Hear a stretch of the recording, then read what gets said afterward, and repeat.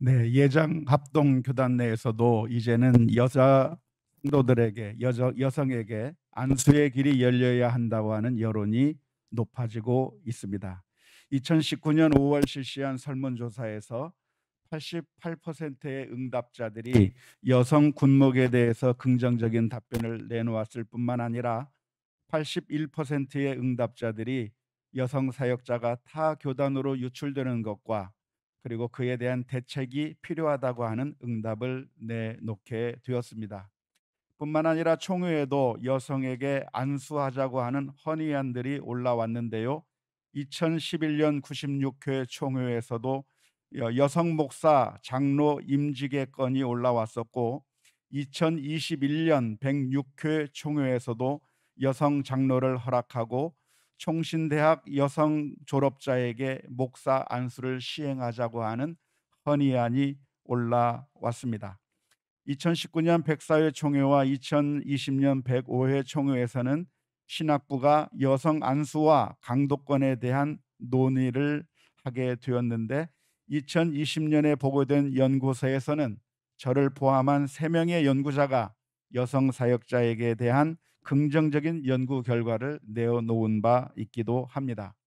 하지만 교단 내에서는 여전히 여성 안수가 절대로 불가하다고 하는 강경한 입장도 있습니다.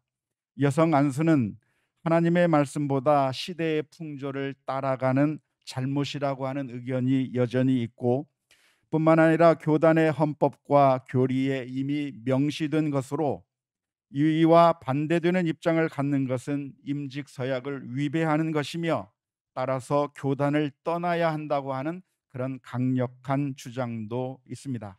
지금까지 우리 교단의 헌법과 교리도 성경과 똑같은 권위를 가지고 있는 것이 아니라 항상 성경의 판단을 받아야 한다고 하는 것이 개혁주의 신학의 기본입니다.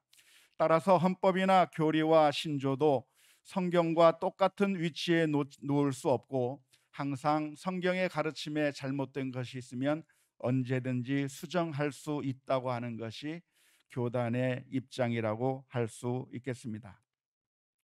성경을 무시하고 새로운 시대의 풍조에 따라 여성 안수를 허용해야 한다고 하는 주장으로 생각할 수도 있겠지만 정반대로 예전에 여성에게 성직을 허락하지 않았던 것이 그 시대의 풍조를 따라서 잘못 성경을 해석한 것이었다고 하는 그런 생각도 고려해야 할 것입니다. 따라서 교단 내의 의견이 첨예하게 갈리고 있는 이 문제에 대해서 총회가 사도행전 15장에 있는 예루살렘 회의를 본받아 이 문제를 따져보고 성경적 가르침이 무엇인지 진지한 논의가 이번 총회와 앞으로의 총회에서 계속해서 이루어지기를 소망해 봅니다. 그러한 연구 결과 만일 반대론자의 주장처럼 여성이 교회에서 가르치는 것을 하나님께서 금지하신 것이라면 우리는 지금 당장 회개하고 그 말씀에 진지하게 순종해야 할 것입니다. 왜냐하면 지금까지 교회 내에서는 여성으로 하여금 목사 안수만 주지 않았지 큐티 강사로 세우든 세미나 강사를 세우든 교사로 세우든 다양한 가르치는 사역을 허용하는 것을 관용적으로 인정해 왔기 때문입니다. 하지만 만일 여성이 가르치는 것이 하나님께서 금하신 것이 아니라고 하는 결론이 나온다면 진지하게 여성 안수에 대해서 열린 자세를 수용해야 할 것입니다.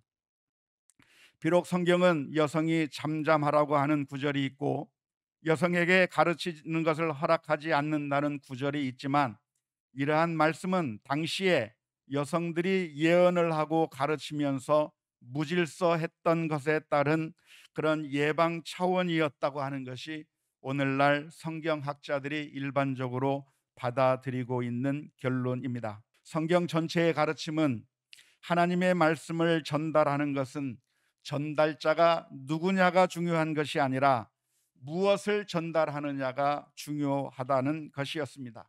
따라서 입이 둔한 모세도 하나님께서 사용하셨고 어린 아이였던 사무엘도 하나님께서 하나님의 말씀 대언자로 사용해 주셨고 어린 소녀의 입을 통해서 나아만을 인도했고 심지어 나귀를 통해서 깨닫게 하시기도 하셨고 또한 구약 성경에서도 여성을 사용한 경우도 있었습니다. 누구를 사용하느냐가 중요한 것이 아니라 어떤 내용을 전하느냐가 정말 중요한 것이기 때문입니다. 반대로 정식적으로 임명된 사역자라 할지라도 거짓 복음을 전한다고 한다면 그것이 문제라고 할 수가 있겠습니다. 성경의 전체적인 교훈은 무엇을 가르치느냐, 가르치는 내용이 무엇인가가 중요한 것이지 누가 가르치는가가 결코 중요하지 않다고 하는 것이 성경 전체의 가르침이라고 하는 것을 반드시 고려해야 할 것입니다. 뿐만 아니라 요엘 선지자는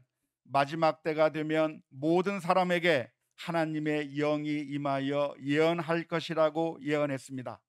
여기서 모든 사람은 여성들도 포함하게 되는데 그 예언은 오순절 성령 강림을 통하여 성취되었고 이제는 남자든 여성이든 누구든지 하나님의 말씀을 가르치는 예언할 수 있는 길이 열리게 되었다고 하는 것이 구속사적인 관점이라고 볼 수가 있겠습니다.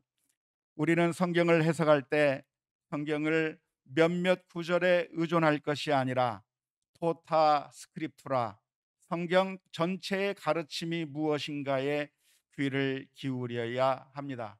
일부의 구절들만 의존하고 그것만 사용한다고 하면 우리는 잘못된 결론에 이를 수 있기 때문에 그렇습니다. 성경에는 오직 이스라엘만이 하나님의 선택된 백성이라고 하는 말씀이 있으며 할례를 받지 아니하면 하나님의 백성에서부터 축출될 거라고 하는 말씀도 있고 뿐만 아니라 암몬 민족과 모압 민족은 영원히 여호와의 총회에 들어올 수 없다고 하는 신명기의 말씀도 있으며 예수님은 이방인과 사마리아인들에게 가지 말라고 말씀하셨고 나는 잃어버린 이스라엘의 잃어버린 양에게로만 보냄을 받았다고 하는 말씀도 있습니다. 하지만 그 말씀만 있는 것이 아니라 선교에 대한 다른 열린 구절들이 있기 때문에 그 모든 말씀들을 고려하면서 선교가 하나님의 뜻이라고 우리는 결론을 내리고 있습니다. 따라서 이 문제에 대해서 성경이 무엇을 말하고 있는지 온 총회가 함께 토론하면서 하나님의 말씀이 무엇인지 진지하게 연구해야 할 것이라고 믿습니다.